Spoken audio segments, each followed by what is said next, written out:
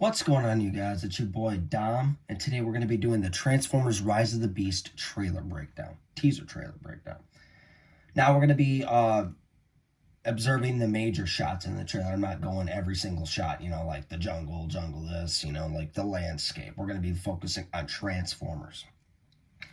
So the first shot right here is Mirage in that beautiful Porsche 911 pulling up, and Noah just literally sliding out. That was a pretty slick and clean transformation. It was nice. Mirage looks pretty cool. Get a little glimpse of his face, and you could tell in the background, I think they might be in New York still, I believe. But then you get Optimus Prime in one of the money shots of the trailer. Optimus Primal jumps in front of Elena and Noah, scares the crap out of them. And Optimus Prime jumps down and says, "Stand down." And Optimus Prime basically says, "I'm not the threat here. There's something bigger coming." And Optimus lowers his gun, but before that, you get a nice shot of Optimus Prime and Optimus Primal. And you can tell there's no major size difference between the two. The one thing that I'm confused, though, that people complain about is the CGI here. Yes, you could tell that when Optimus puts his gun down, the CGI is unfinished. But it could easily be polished, and people just want to moan and complain about things that shouldn't be complained about. Steven Caple Jr. and the production team can literally polish it up with ease. But other than that, Optimus Prime looks great. I like how he looks. And then it cuts to, "Oh, yeah, it was all a dream" for Big E. That's pretty nice that they added that song in here. Pretty fitting for the trailer. I like the beat that they have to it. And they show that the Brooklyn Bridge is lighting up, and Optimus Prime is driving across from it, and it's flickering. And we will get to why it might be flickering in a minute. There's Bumblebee, a badass shot of Bumblebee. I love the 1977 Camaro. That's one of his best looks. I'm glad they brought it back on him. Then you got the Porsche again, Porsche 911. No, we're getting in it. This is probably like his first encounter with the Autobot. And then Mirage just speeds, running away from the cops. Now, if I was in this situation, I'd be doing what Noah was doing. And he's like, "I'm not driving this thing." I'd be very confused. And then I'd be extremely confused. And I think my jaw would be on the floor if a car transformed mid while we were driving. Noah's face is in shock. He's absolutely in shock when the Porsche transforms. May I say, this is a clean transformation, an absolute clean transformation. I love it. And then you get, they finally add Mirage's cloaking ability in the movies. Because I don't know if you remember, in the Dark of the Moon game, Mirage did have the cloaking ability. But they never added it in the movie, but now Mirage is finally having his cloaking ability in the movie. You see 5 different Porsches that he cloaked into, and the police officer's confused as hell, doesn't know what to do. One of them disappears, and the police officer crashes into the barriers. And Noah screams for his life as Mirage just goes on a high-speed chase. But now let's get to the insane shots. So we get another shot, beautifully, of Cheetor and Bumblebee chasing something. Now, I love this scene in particular because we've never seen anything like this before. And this goes to show that the Maximals are pretty big, because Cheetor is in his cheetah mode. And he is bigger than Bumblebee in that mode. That's a huge size comparison. That's a major size comparison also. But at the same time, Bumblebee is a small transformer. There's Transformers like Drift, Crosshairs, Jolt, and Sideswipe, who are actually bigger than Bumblebee, and that may shock some people, but there are some Transformers that are actually bigger than Bumblebee. Bumblebee's pretty tiny. I don't know how big he's actually going to be compared to the rest of the Autobots in this movie, but we'll see. That's a beautiful shot. Now, this shot actually like mesmerized me, and it was beautiful. I had to pause and think about who was that in the background. But if you see red and blue, that's Optimus Prime. And Airazor is, shooting fire at the bridge. Now, I read some theories, especially from Liza Levin. Go check him out. And he said that this could be a Terracon version of Airazor, that they could have possessed her or something, or another version of her. And if that's the case, that would be insane. However, me personally, I don't think that. It could be true, but here's why I don't think that. This could be their first encounter with the Maximals, like the Autobots and the Maximals, because yes, Optimus Primal wasn't, phased or anything like that, and the Autobots kind of came by surprise. But the other Maximals, Cheetor, Rhinox, and Airazor might have kind of been, they might have thought them as a threat, so he could have attacked Optimus Prime. But it could be the case that he might have been mind warped by the Terracons. That could be true.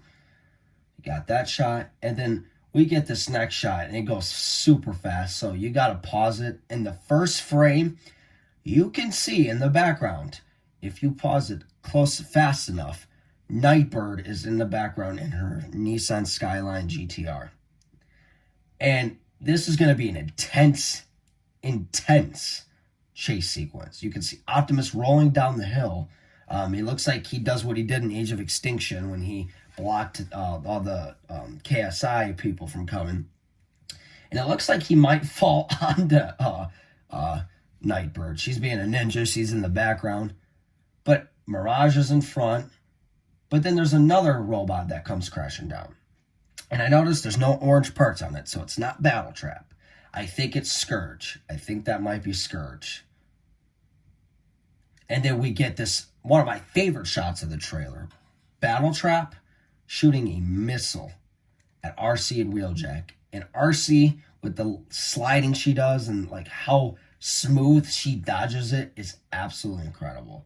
And I like that she's tiny compared to Wheeljack's vehicle mode. So I think she's going to be the tiniest out of all the Autobots because she's a Ducati. She's a motorcycle.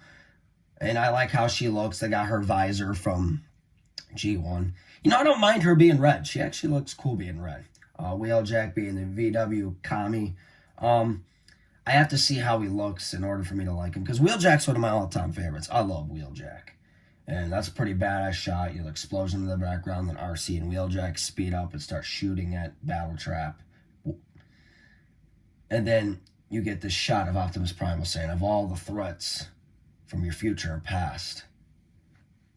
So this movie seems to me that this movie might involve time travel. That'll be insane. Here's my theory. If it involves time travel, I wonder if it'll connect to the Bayverse.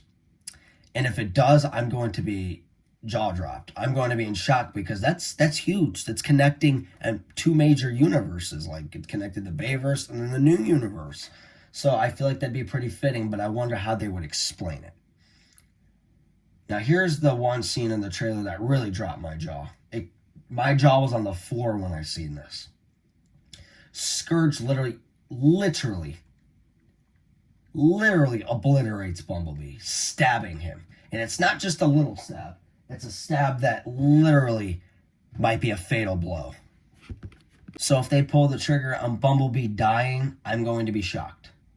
My jaw is going to be on the floor in the theater because they've never pulled anything like that before. I remember when I was a kid and I was so traumatized when they killed Optimus Prime. Even though Optimus Prime has died in almost every iteration, Bumblebee has not, on the other hand. He's only died, I think, in Transformers Prime, I believe.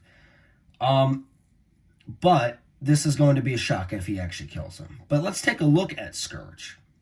Scourge looks menacing, and I will say I love the way he looks. He looks exactly like how I thought he was going to look.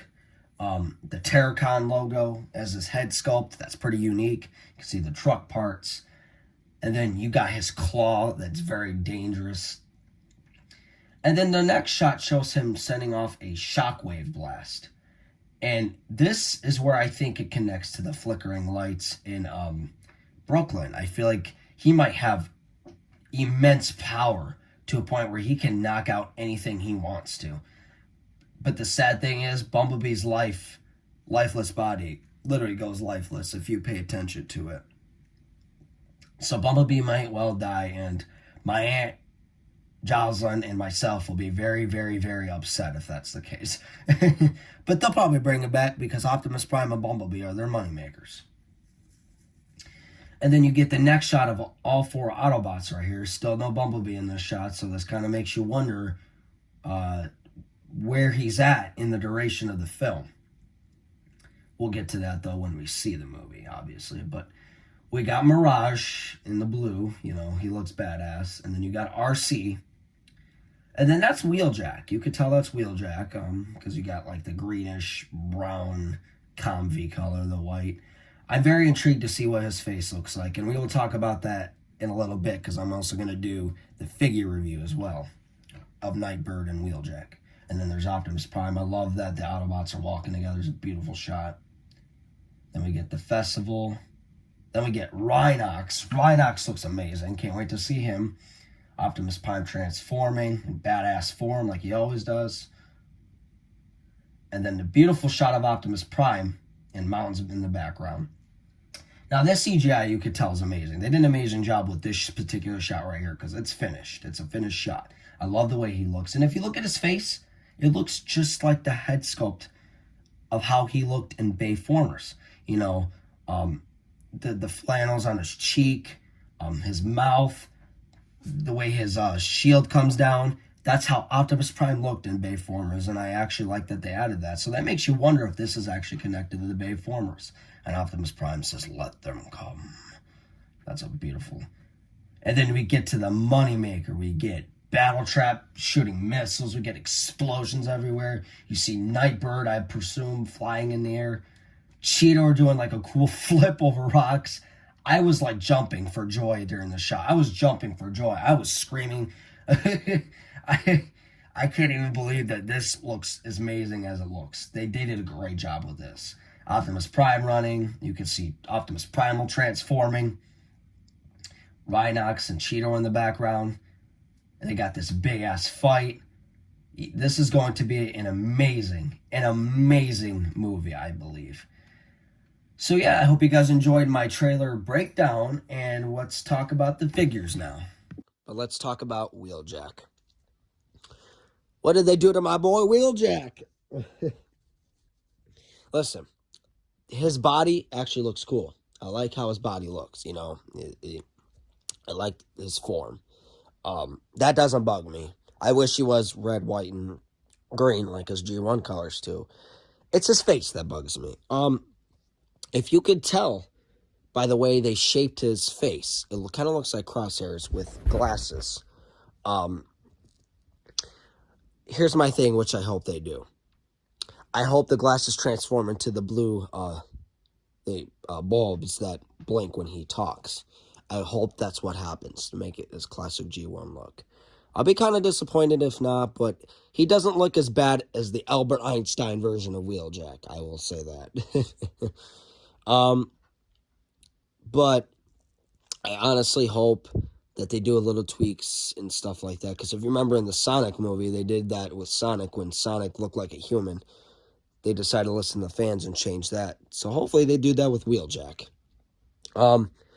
He doesn't look that bad. He really doesn't. I guess we haven't really seen what he looks like in like the CGI version of him. We got to see what he looks like. But, yeah. I hope they do him justice. All right, I hope you guys enjoyed this breakdown and a review on the figures, and we'll see you guys in the next one.